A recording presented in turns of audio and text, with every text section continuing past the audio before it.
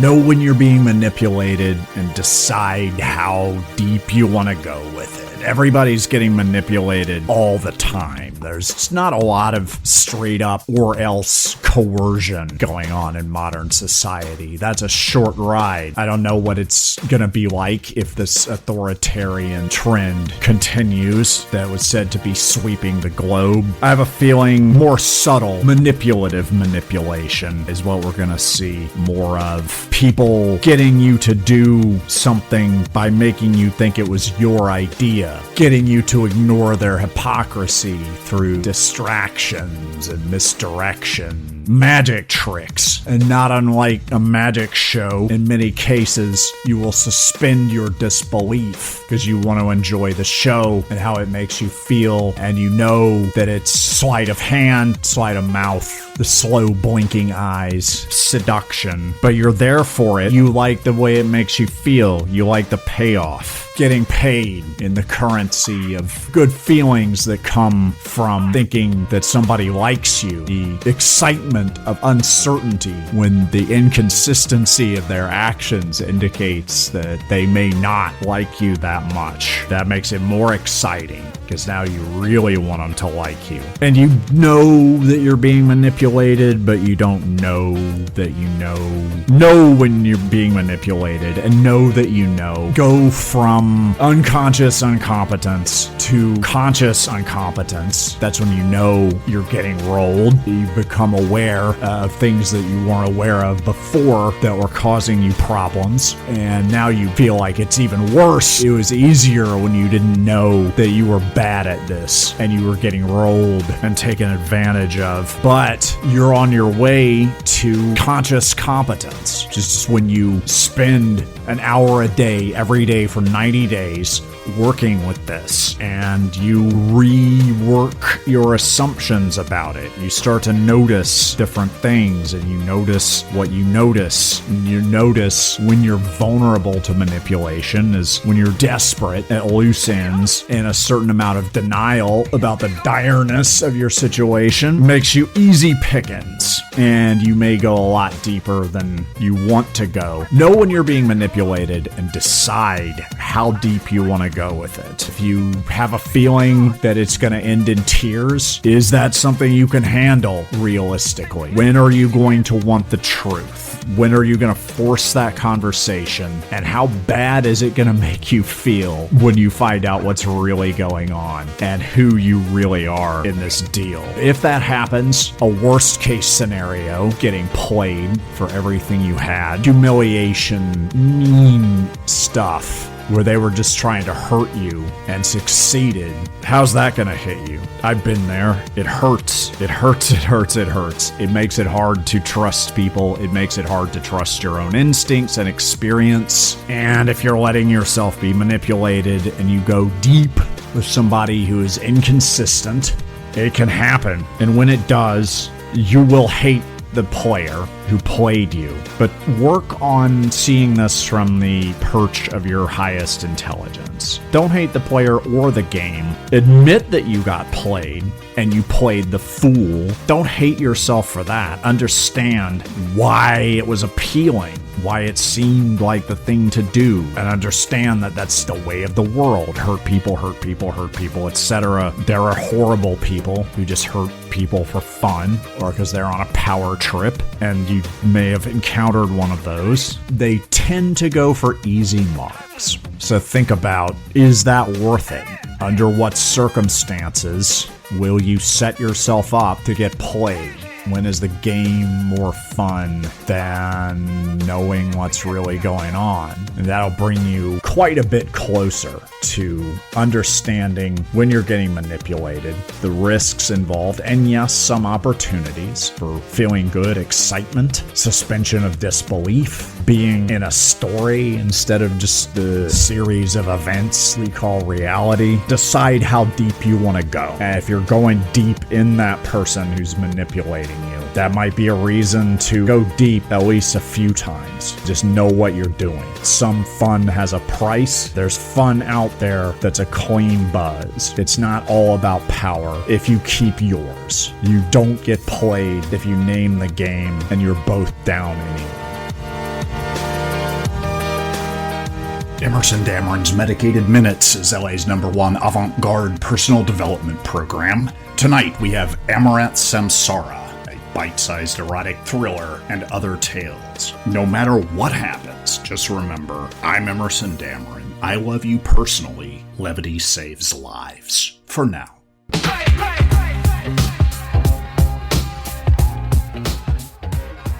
I stopped drinking when my pancreas exploded, and I was left with wide swaths of free time and a dearth of meaning. I needed something new, something else. And at the recommendation of an unorthodox therapist, I got into Shambhala Buddhism for a hot second. Shambhala now has a bit of a dicey reputation. It kind of always did, and a lot of that had to do with not so much the central edict established by Chogyam Trungpa Rinpoche, which was people are basically good, although there was some irony as it was spoken by someone who's now widely considered to be bad. It got choppy right around the concept of crazy wisdom. Crazy wisdom is an aggressive, confrontational approach to enlightenment. It's about subverting patterns, breaking scripts, destabilizing the sense of self, sometimes bringing about ego death, creating an opportunity to change, albeit a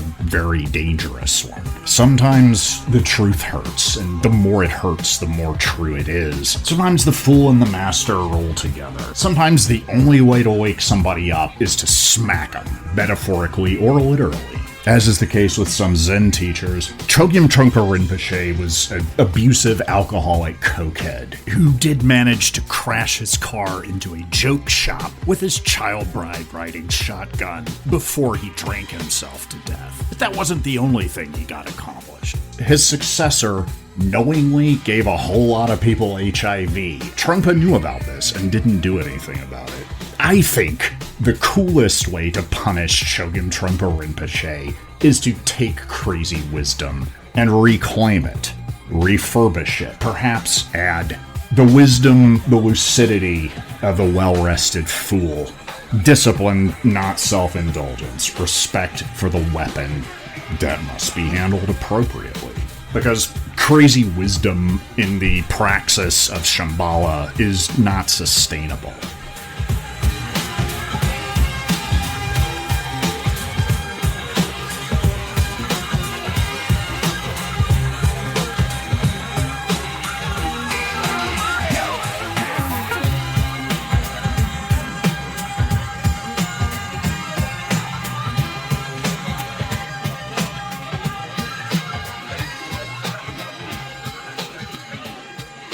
The comedian Tina Fey once said something to the effect of, integrity is dangerous and expensive. And the same can be said of crazy wisdom, really any sort of insanity, but the responsibilities one takes on and releases by adopting the mantle of crazy wisdom lead predictably to burnout, dependency, the slow erosion of one's sense of self, which could be a good thing if you're tired of your own company. You'll miss it when it's all the way gone. Enter the well-rested fool. We talk about the fool's journey. The archetype of the fool is the open-hearted wanderer, eternally fresh, eternally receptive. Unlike crazy wisdom, the fool is not obliterating his ego. He needs it to truly make a fool of himself. He dances with it. They are best buds, and he can give of himself and open himself in that way. And we're going with he. I'll do someone else's pronouns next. I'm obviously talking about myself here. The fool has the power of well-rested foolishness. The well-rested mind of the wise and playful fool is elastic. It's experimental. It's adaptable. It's fluid, always in flux. It is really the only game in town. The closest you can come to knowing what the hell is going on these days is starting from the assumption that you don't. The well-rested, well-refreshed, psychologically cleansed, wise fool knows the joy of a clean buzz. He knows that laughter always sounds a little bit more authentic when you're not running on cortisol fumes. If you're afraid of losing your tether with reality, or you just want to reroute your directions and take a fool fool's journey of your own, you can start with what other people have already figured out. Some heuristics are better than others, depending on what's useful for you, and they are everywhere, all over the place. My buddy over at Magic Mind here in Venice talks about something called mental wealth that rests on the 5 pillars of exercise, sleep, diet, stress management, and exogenous compounds. I have a mnemonic device for that. I exercise my right to sleep, and when I die, it makes it easier to manage stress management. And guess what? The afterlife is full of exogenous compounds. I totally understand what those do, even though I don't really need to, because right now I'm enjoying the benefits of the Magic Mind Focus Shot. They hook me up with the focus and sleep, and I gotta say, that has made me a well-rested fool. Sometimes you don't know how crazy things were getting until you get a good night's sleep and wake up ready to do the damn thing. That is an experience I want for you, and that's why right now, if you go to magicmind.com/EmersonJan, you can get the 1-2, the yin and the yang, the in-breath and the out-breath, the masculine, feminine, the moment that you're born screaming and the moment you die in the gutter. Yes, the polarity of Magic Mind Focus and Sleep. Get them together for half off. magicmind.com/EmersonJan, EmersonJan. You only have the options that you know that you have, and when you get rest and clarity, a lot of other options open up. Your fool's journey could go in any number of directions. You're here on this sad, broken planet to carve out your destiny. When you get too far up in your feelings, you make yourself vulnerable to manipulation. So sit down, shut up, and meditate. With meditation, you'll defenestrate fear, dominate weakness, put your boot heel on your heart, and make your mind your bitch with the power of a rock-hard mental focus. Destroy indecision and annihilate the sucker inside with meditation, because equanimity is the most beautiful, brutal revenge.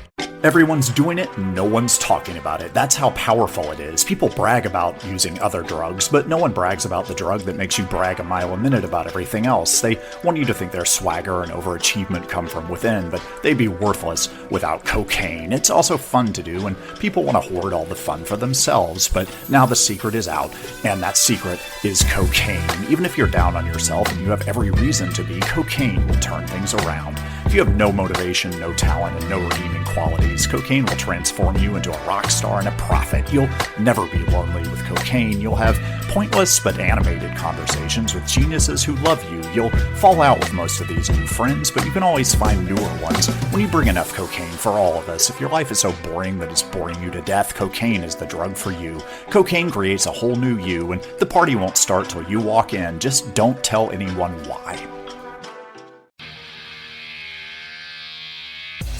There's a Aesop's fable, one of the better ones. A lot of them are just stupid, insipid garbage, but there's one I like. It's about a fox who's walking down the road, sees some nice juicy purple fat, luscious, sexy-looking grapes hanging from a tree just out of his reach. He climbs up the tree, tries to get over. The branch he's on falls off. He lands on his ass down on the ground. He tries to get some help, tries to trick a bird into getting the grapes for him. That doesn't work out. The bird is too stupid. It's another bird that betrays him in the end and flies off with half of the grapes. And he takes a big lunge to get at the rest of the grapes, and once again falls down. He's got birds laughing at him now, and squirrels. He says, you know what, those grapes were sour anyway. And that's because he's pretending he didn't want the grapes in the first place, because he can't handle taking the L. And that's how it is. You pretend that life is not a competition. Life is obviously a competition. It's a bunch of different competitions going on at once. If you think there's one big competition with one elite set of winners, you gotta change your frame and the way you look at things and change the game, meaning get out of the game that doesn't suit you and find the game that you can dominate in. You were born to dominate, you were born to win, born to put wins on the board. Every loss is a gift and an opportunity to develop, to learn from your errata, thicken your skin, and win in the end, and then move on to the bigger leagues where you might eat dirt at first, because that's how you get better. And life is a competition. Life began with you racing millions of other sperm and winning.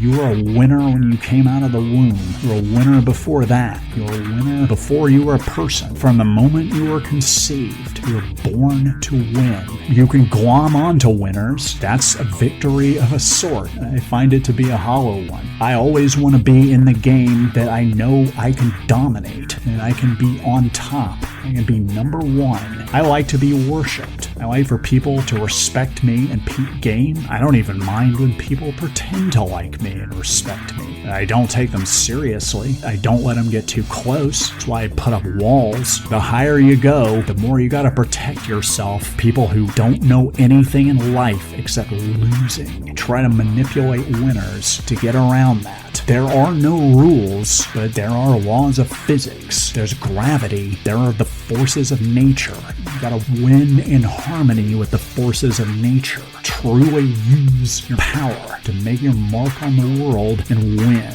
You may have noticed that everything is a competition. Anybody who tells you otherwise is trying to get you out of the game because they're afraid of your power. You don't want to trust that person. You want to crush that person under your boot heel. That's what they really want. That's what's good for them. Steamroll that person. You may have noticed that nature grins ear to ear and smiles when winners win and laughs when losers lose, because life is a competition, and you're either winning or you're losing and improving, or you're losing because you can't handle your own power, or you're on the sidelines cheering, trying to decide who's got the biggest schlong you can go suck later. And that's me. I ain't hard to find. My name is in lights because I'm winning.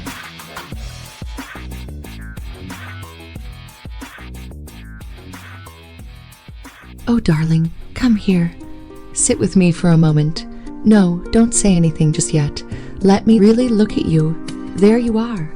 That face. Do you even know the kind of power it holds? You could stop hearts with that crooked smile of yours. Though you might be too modest to admit it. Modesty can be charming, but don't hide too much of yourself, love. The world deserves a peek at the captivating masterpiece I'm seeing right now. You've been carrying something heavy, haven't you? I can tell. Your shoulders, your jaw, tense, clenched, as if bracing for impact. What if you didn't have to hold all of that? You could let it all slide away, just for tonight, just for me. I don't mind. It's a privilege. Really? There's something irresistibly sexy about a soul who can surrender, even for a moment. Strength isn't in how much you carry, but in knowing when to set it down. Do you feel that? My fingertips on your arm. That's heat, darling. Electricity. You're alive. You're here. Every inch of you is buzzing with orgone. Your hands, they're the hands of an artist. Hands that could shape the world. Hands that could hold someone like me and make me feel safe. You have no idea how much I adore that about you. That quiet, simmering power you have. It's intoxicating. You know, I've always believed that we're made to feel everything. The highs, the lows, the soft sighs, and the sharp edges. It's all part of the synesthetic symphony, isn't it? But if you've been dancing too long to the slower songs, maybe it's time to change the rhythm. What would you say to a new beat? A wild one, something that makes your blood race and your heart pound. Something that reminds you what it feels like to be unstoppable. I'll let you in on a little secret. I see you. Not the person you think you have to be, but the one who's already perfect. The you who doesn't have to apologize or explain. The you who knows, deep down, that you're a sexy glimmering star, that you command attention, and oh, how I want to see you come alive. Here, lean in closer. That's it. Do you hear my heartbeat? It's yours now, if you want it. Let it remind you of the fire inside you, because darling, there's nothing dull or broken or small about you. You're vibrant, you're magnetic, you're everything a girl like me dreams about. So don't sit there and tell me you don't feel it. That's life begging you to play with it. And I'd be very disappointed if you didn't, because when I see you, I don't see someone who's stuck. I see someone who's just about to break through, someone who's already won, who's too caught up in life to know it yet. Now, show me that flirty, dirty smile again. Yes, that one. There you are. My heartbreaker, my world shaker. Let's see what kind of trouble we can cause together.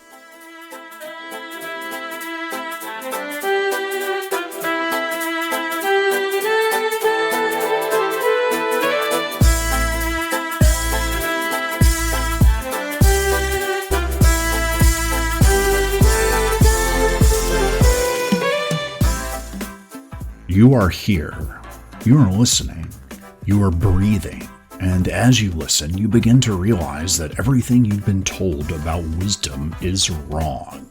They told you wisdom is quiet. They told you wisdom is passive. They told you wisdom is about waiting your turn. And yet, as you reflect, you begin to see that wisdom, real wisdom, is something else entirely. You've met people who play by the rules. You've seen them obey, submit, disappear. You've noticed how they wait for permission that never comes and beg for forgiveness they don't need, living their existences steeped in risk aversion, rampantly infectious boredom, and anxious, impotent lassitude. And now you begin to understand. The wise do not wait. The wise do not kneel. The wise shatter illusions, seize power, and drop nukes that make the comfort zone uninhabitable. You've heard power belongs to the loudest, the richest, the cruelest. You've been told that only fools embrace chaos, art, love, the Dionysian dark side, the ledge beyond the edge. And yet, as you dig deeper, you begin to realize chaos is a good start. Madness is a strategy. The trickster, the rebel, the coyote, the holy fool, they do not follow.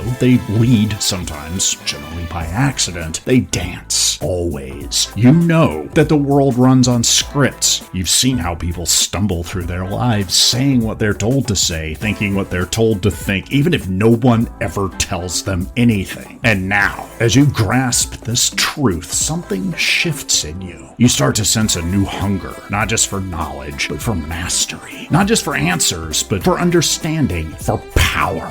You feel it now. The world is created and shaped by those who dare to break the pattern. And now, as you realize this, you know it's time to break your own, or you could start with somebody else's. And now, our feature presentation, Amaranth Samsara, a bite-sized erotic thriller by Emerson Dameron. Enjoy what you will. Every flame burns with purpose. Every beast has a hunger. The only hunger that survives is the hunger that eats itself. You feel it, don't you? That hungry ghost skulking around in your ribcage, that itch, that ache, that thing you can't quite crystallize, that drone with no name, that vibration that penetrates and stimulates you when you pretend you don't want it to. I know what it is. It's the hunger for oblivion, to be consumed, to be taken in and spat back out as something less human, less preposterously complex, something more true. You will kneel, you will bleed, you will burn like wet paper, but in the ruin, you will finally and forever know who you are. I'm not here to hurt you. I'm not here to finish you. I'm here to complete you. Now open your mouth.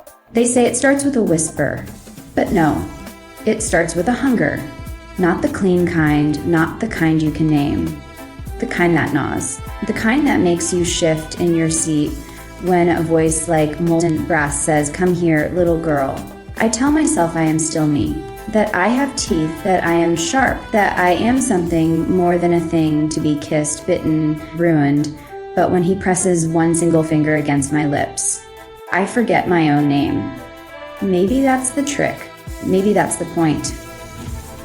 Maybe names are just paper tags tied to the ankles of dead girls, and I am only alive when I let go of the lie that I was ever free. The body is a miserable lie. You think it belongs to you? Tell me this. If I tie your wrists, do you still have hands? If I muzzle your voice, do you still have words? If I slice through your skin, do you still have a soul? No. You are not a body. You are a reaction, a gasp, a tremor, a series of sharp little pain noises and wide, wet eyes, and soft, strangled vowels that beg without ever forming words, having lost the fabled incantation that could supposedly have saved your ass. You are nothing but a mirror. I am the light that makes you visible. Shh.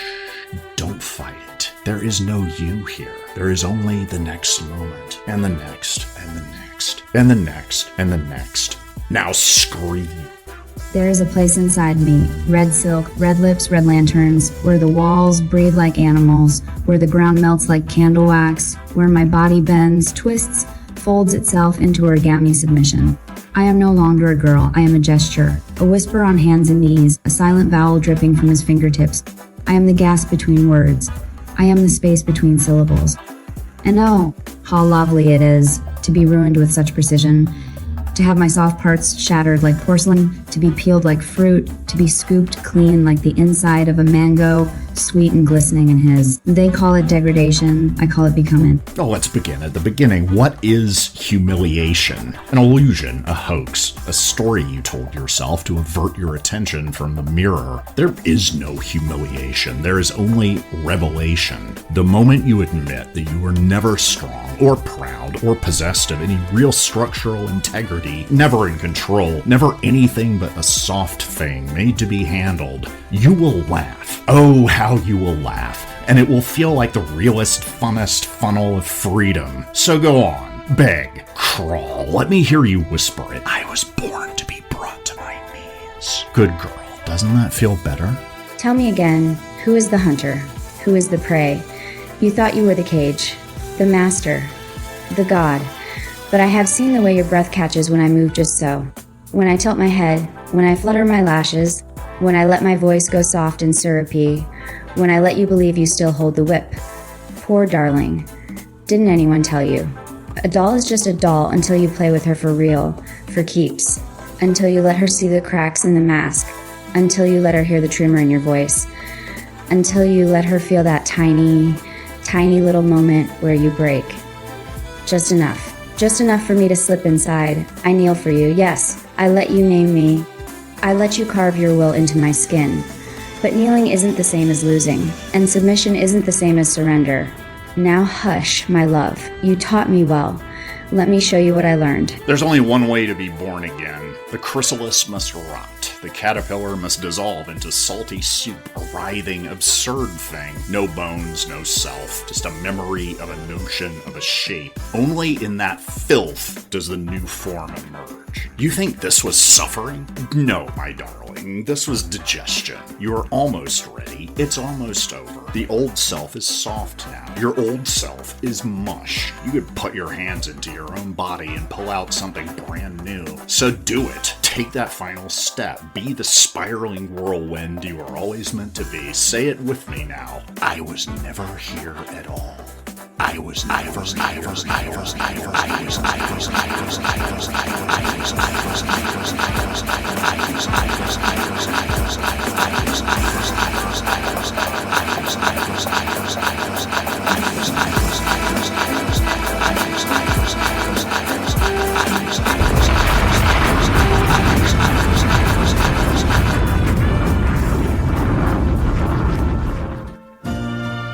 A king cannot be ruled, a god cannot be shamed, and yet, there's a joke hidden in the bones of the universe. It goes something like this. A lion finds a doll. The doll is soft, the doll is weak, the doll begs to be broken, the doll is broken. And then one night, the lion wakes up, and the doll is smiling. The doll does not ask.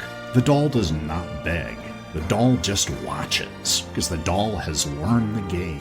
And the joke, the punchline, the horror, the thing that will keep the lion up at night is this. A doll can always be replaced, but a lion? A lion is driven by hunger. A lion only lives until the arrival of the next hunter, the next bigger fool. So that's how it is then. Well played.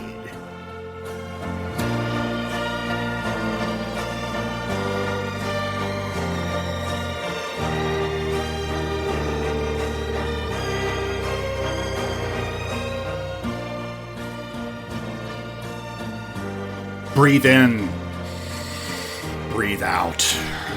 Awareness, rest, circle of life, union of opposites. That big, sexy Ouroboros of destiny. You can have it all. Try your Focus and Sleep Starter Kit from Magic Mind at 45% off for listeners to Emerson Dameron's Medicated Minutes. If you go to magicmind.com/EmersonJan, EmersonJan. Focus, sleep, repeat. Magic Mind, proud sponsor of LA's #1 avant-garde personal development program, Emerson Dameron's Medicated Minutes. K-Chung, Los Angeles, 16:30 a.m., kchungradio.org. You're listening to Emerson Dameron's Medicated Minutes, the only good podcast, the show that loves you back. Levity saves lives.